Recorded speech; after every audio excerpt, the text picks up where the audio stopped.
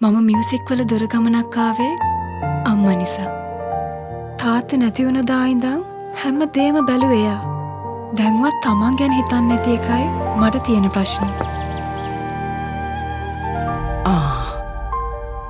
අද කලින්ම රෙකෝඩින් ඉවරුණාද පුතේ? අද රෙකෝඩ් කරන්නේ ස්පෙෂල් සින්දුවක්. අවුරුදු 25කට කලින් මන් ලියපු සින්දුව. ඔයාට කොහෙන්ද? ජීවිත කාලයක් හංගන් හිටපු ආගේ හැකියාව ලෝකෙට මැහෙන්න කියන්න අම්මා.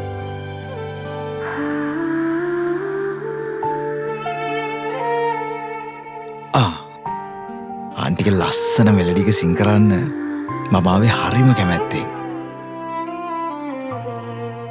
මම? ඔව්. ජීවිතේ සීනයක් ලෝකයම රඟහලක් රගන්නේ සතුට. අම්මගේ හැකියාවට අලුත් පණක් දෙන්න මට පුළුවන් වුණා.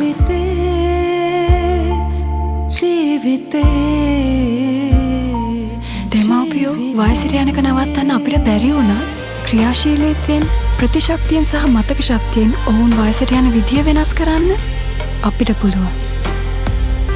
අත්‍යවශ්‍ය පෝෂක පදාර්ථ 24කින් සපිරි සස්තජන්.